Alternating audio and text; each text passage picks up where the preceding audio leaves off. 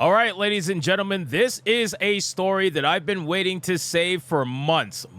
I've been so excited to bring this particular news to you, and I'll be the first one to sit here and admit that I was wrong. Ladies and gentlemen, I was insanely wrong. I can't even begin to imagine just how wrong I was, because I said that Black Myth Wukong wasn't going to be bigger than Hogwarts Legacy. I just didn't see how it was possible. And yet, not only is it bigger, it's in a totally different fucking universe. What the?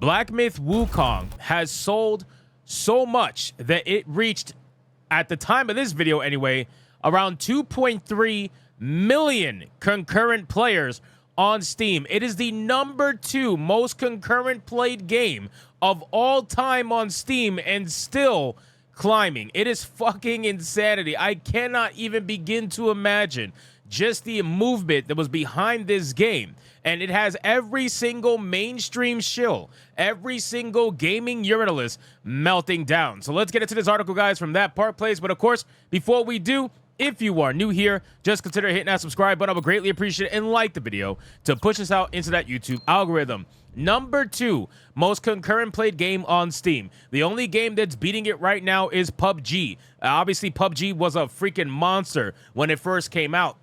But this particular game, Black Myth Wukong, I got to tell you, man, it is a movement, okay? And a lot of people are going to try to downplay it. You already got people like Mighty Cuck trying to downplay it. You have all of the mainstream shills, like I said they would, starting to write articles about how they were always fans of Wukong and they never wanted to see the game fail, etc., right? They always try to do this, but nobody believes them. That's obvious. Black Myth Wukong has destroyed the competition, and I just don't see how anything is going to come close to it in recent time. Obviously, we don't know. You never know what's going to come out, but this is insane. 2.3 million players concurrent is massive. This game has more people playing it than every single SBI game combined, ladies and gentlemen, on Steam. Every single SBI game combined. And it's more than just double. It's more than just triple. I mean, it's in its own fucking stratosphere at this point.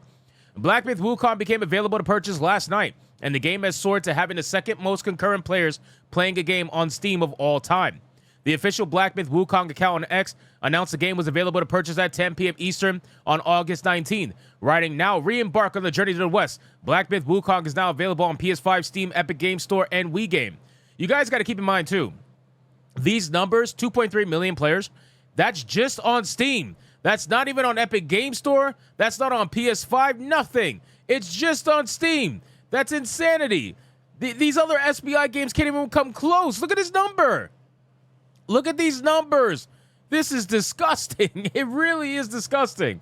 And then it says less than an hour after the game became available to purchase and download, the game had over 1 million concurrent players. According to SteamDB, it had 1,083,000 concurrent players. The concurrent player count has continued to rise since then. As of writing, the game currently has a peak concurrent of 2,164,587 players. It's fucking insane, bro. This screenshot right here, this right here is making them all melt down. Now, let's talk about the narrative, okay? Let's talk about the narrative, because the narrative is being spun desperately right now on Twitter. They're trying to go, here's the #1 thing they're saying, okay?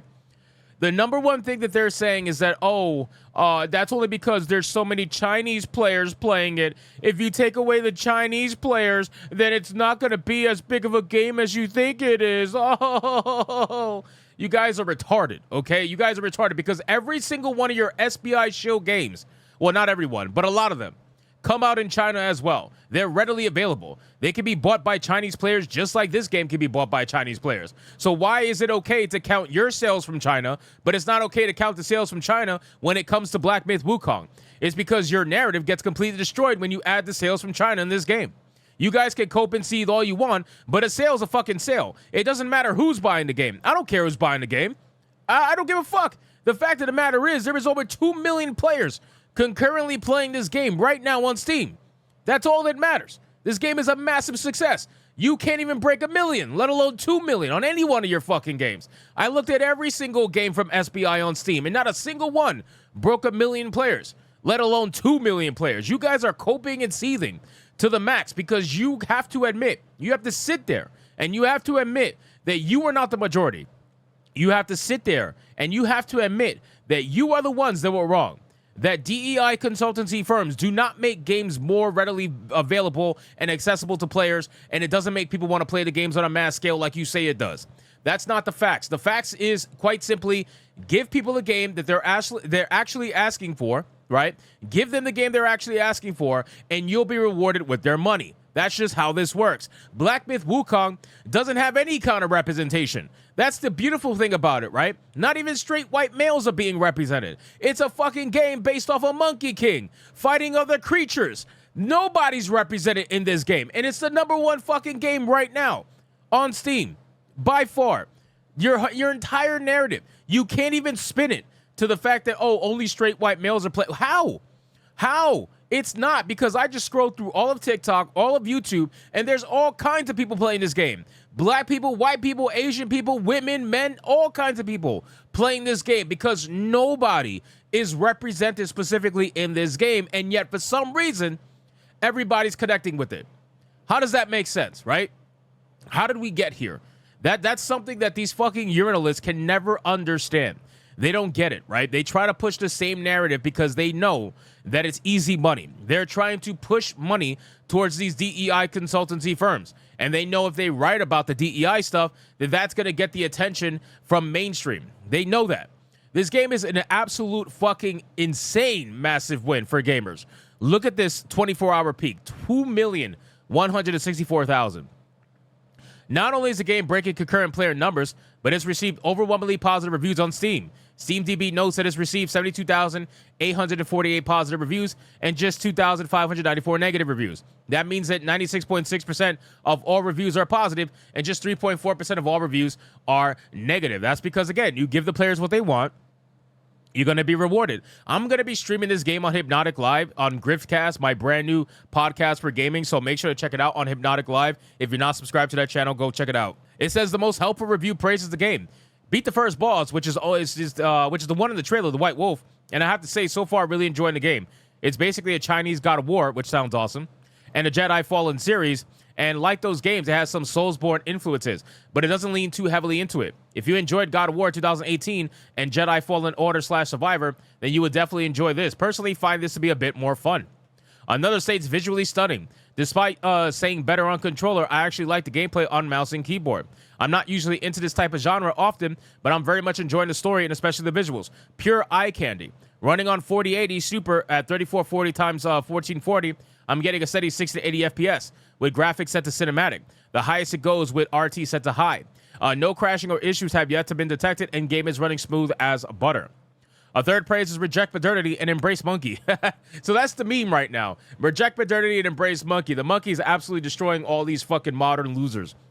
Prologue happened after the story of Journey to the West. By the original end of the story, Wukong finished the journey, got the scripture, and was rewarded with immortality, ascending into Buddha, then gods themselves. The Black Myth story starts from there, where Wukong had given up on his godhood because he didn't want to be confined by the rules of heaven. He then went back to Huangguo Mountain, his hometown neighborhood, where he was the Monkey King before going on Journey to the West.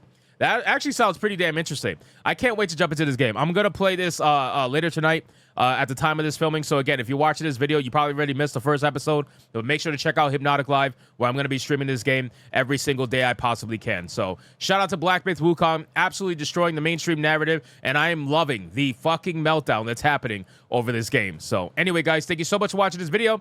Hope you did enjoy it. If you did, consider leaving me a subscribe. I would greatly appreciate it. Don't forget to like the video, comment, let me know what you thought, and I'll see you guys on the next one. Hypnotic out. There was a ghost. There's ectoplasm.